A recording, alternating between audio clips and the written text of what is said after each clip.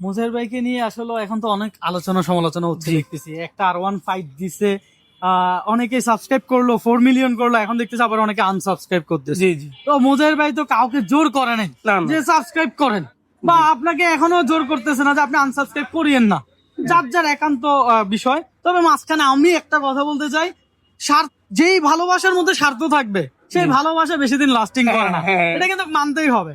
যে মুজাহির ভাইরে যে সাবস্ক্রাইব করছে যারা, তাদের মধ্যে একটা স্বার্থ কাজ করতেছে, তাই তো? জি। কিন্তু যখন স্বার্থ শেষ, এখন কিন্তু অনেকেই সরে যাচ্ছে। চলে যাচ্ছে। তো আমার মনে হয় ভালোবাসার মধ্যে স্বার্থ থাকাটা উচিত না। হ্যাঁ, মুজাহির ভাই আপনাদের জন্য R15 আনছে, আপনাদের ভালোবাসা পেলে হয়তোবা সামনে আরো অনেক কিছু আনতো।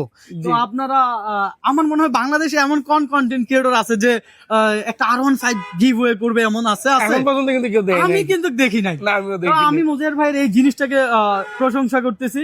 পাশাপাশি যারা আনসাবস্ক্রাইব করতেছে তাদের উদ্দেশ্যে বলি, ভাই একটা মানুষ ভালো কিছু করার উদ্যোগ নিছে, তাকে ভালোবাসা দেন, সাপোর্ট করেন, তাহলেই তো দেখা যায় সে আরো অনেক কিছু গিভ জি। করতে পারবে। এই আর কি।